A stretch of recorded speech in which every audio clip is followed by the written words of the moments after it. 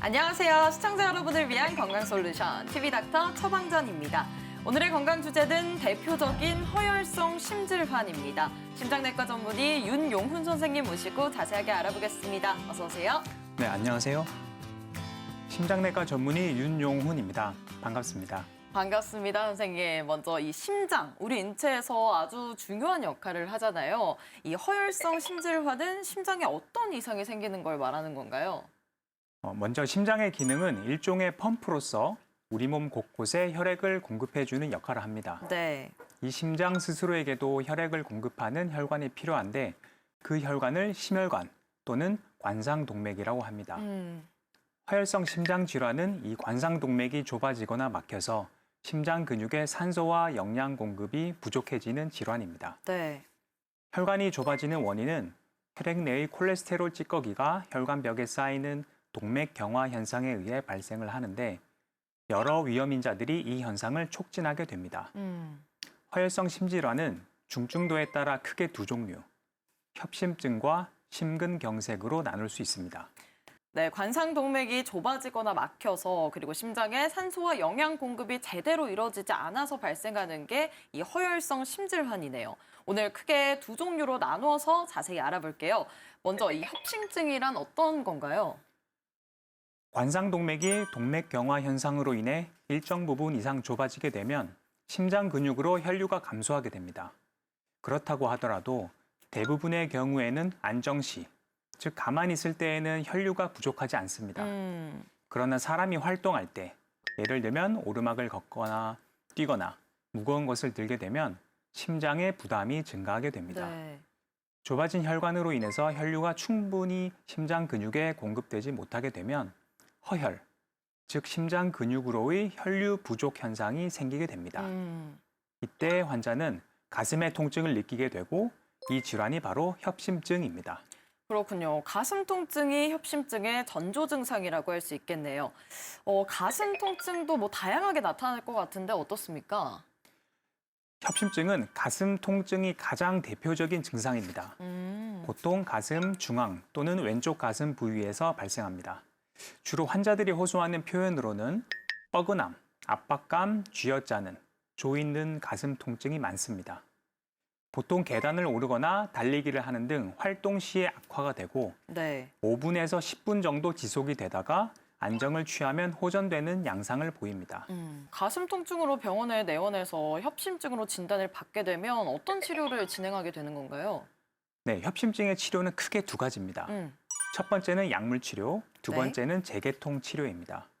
먼저 모든 협심증 환자들은 진단 직후부터 약물 치료를 시작하게 됩니다.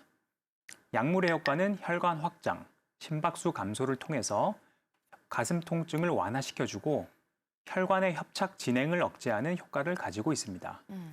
그리고 아스피린 등의 항혈전제는 갑자기 혈전으로 인해 혈관이 완전히 막히는 현상을 예방하는 역할을 합니다. 네.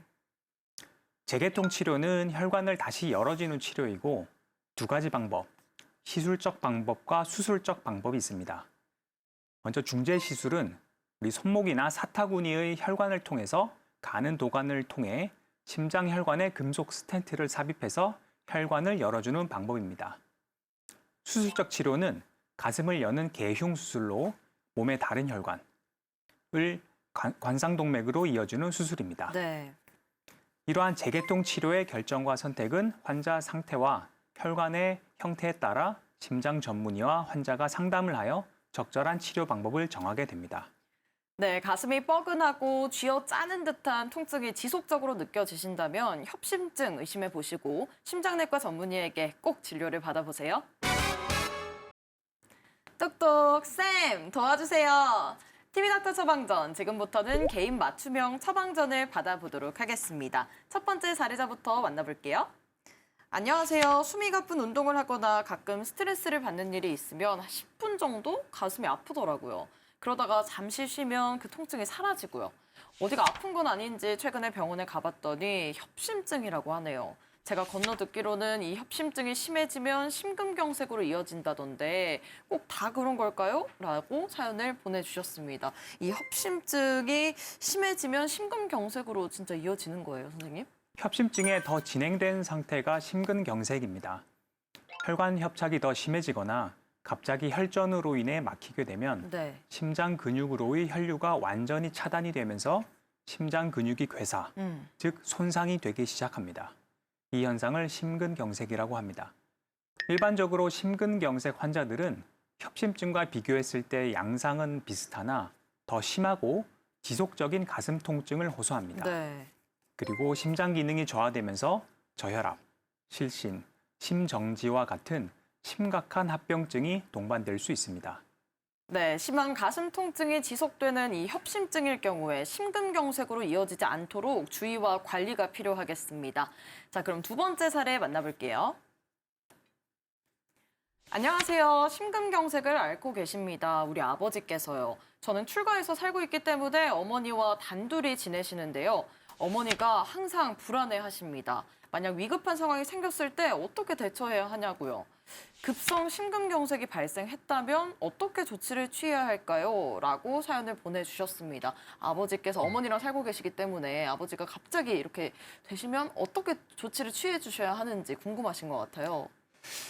네, 아마 대부분의 사람들이 심근경색에 가슴 통증이 생기면 뭔가 잘못되었구나 하는 생각이 들 정도로 그 통증이 굉장히 심합니다. 이런 경우에는 즉시 119에 연락해 도움을 요청해야 하며 가능하면 움직이지 말고 구조대가 도착하기 전까지 안정된 자세를 취해야 합니다. 네. 만약에 심정지가 발생한 경우에는 주변에 있는 사람이 즉시 심장 마사지, 심폐소생술을 시작해야 합니다. 실제로 심정지의 원인 중 약 90%가 급성 심근경색으로 인한 심정지입니다. 네. 119 구조대가 도착하면 관상동맥 중재 시술이 가능한 병원으로 이송이 되게 됩니다. 이때 보호자는 환자의 증상 발생 시간과 복용 중인 약물 등을 의료진에게 전달을 해주면 진료에 도움이 될 수 있습니다. 그렇겠네요. 갑작스러운 가슴 통증이 있거나 그 가슴 통증이 계속해서 지속될 경우에는 만약의 상황을 대비해서 신속하게 조치를 취해 주시기 바랍니다. TV닥터 처방전, 허혈성 심질환, 협심증과 심근경색에 대해 알아보고 있습니다. 선생님, 일단 심근경색으로 진단을 받았다면 당연히 빠른 치료가 이루어져야겠죠? 그렇습니다. 박혀있는 관상동맥에 중재 시술을 통해서 혈관을 열어주는 과정을 거치게 됩니다. 네. 이때 중요한 것이 골든타임인데요. 일반적으로 급성 심근경색에서 골든타임은 증상 발생 후 2시간입니다. 오. 이 시간 내에 적절한 치료를 받게 된다면 큰 후유증 없이 일상생활을 할 수 있습니다. 만약 시간이 지연되더라도 가능한 빨리 치료를 하는 것이 환자의 향후 심장 기능을 보존하는 데 큰 도움이 됩니다. 그러므로 모든 경우에 가능한 빨리 치료를 하는 것이 중요합니다. 네, 허혈성 심질환의 대표적인 질환, 협심증과 심근경색을 예방하기 위해서 우리가 어떤 생활 습관 지니는 게 가장 좋을까요? 네, 잘 알려져 있는 허혈성 심질환의 위험 인자는 고혈압, 당뇨, 고지혈증, 흡연, 나이, 가족력입니다. 이 위험 인자들을 적절히 조절하는 것이 허혈성 심질환을 예방하는 데 매우 중요합니다. 네. 먼저 고혈압, 당뇨, 고지혈증과 같은 만성 질환이 생기지 않도록 식단 조절, 특히 가공식품, 고지방식품을 피해 주시고요. 네. 균형 있는 식사를 하는 것이 중요합니다. 탄수화물을 섭취할 때는 흰쌀보다는 현미, 보리 등이 섞인 잡곡밥이 좋고 정제된 밀가루 빵보다는 귀리, 오트밀 등의 통곡물로 만들어진 빵이 좋습니다. 그리고 주 3회 이상 한 번에 30분 이상의 운동을 하는 것이 허혈성 심질환 예방에 도움이 됩니다. 네.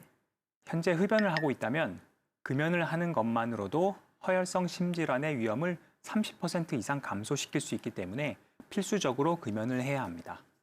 네, 허혈성 심질환과 관련해서 꼭 기억해야 할 처방전 정리해 드립니다.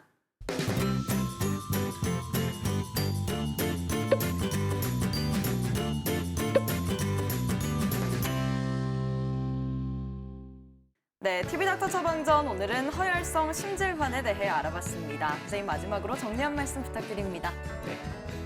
허혈성 심질환은 조용히 진행되다가 어느 날 갑작스럽게 생명을 위협할 수 있는 심각한 질환입니다. 하지만 조기에 발견하고 적절히 관리한다면 충분히 예방이 가능하고 치료를 통해 일상생활로의 복귀도 가능합니다. 평소에 건강한 생활 습관이 가장 중요한 예방책입니다. 균형 잡힌 식사, 규칙적인 운동 등이 필수적이며 고혈압, 당뇨, 고지혈증과 같은 만성 질환이 있다면 정기적인 검진과 약물 치료로 철저히 관리해야 합니다. 심장은 한번 손상이 되면 회복이 어려운 중요한 장기이므로 미리 지키는 것이 무엇보다 중요합니다. 내 심장은 내가 지킨다는 마음으로 오늘부터 작은 실천을 시작해 보는 것이 좋겠습니다. 네, 오늘 말씀 고맙습니다. 저희는 다음 주 이 시간에 더욱 알차고 유익한 처방전 가지고 다시 돌아오겠습니다. 오늘 하루 더 행복하고 더 건강하세요.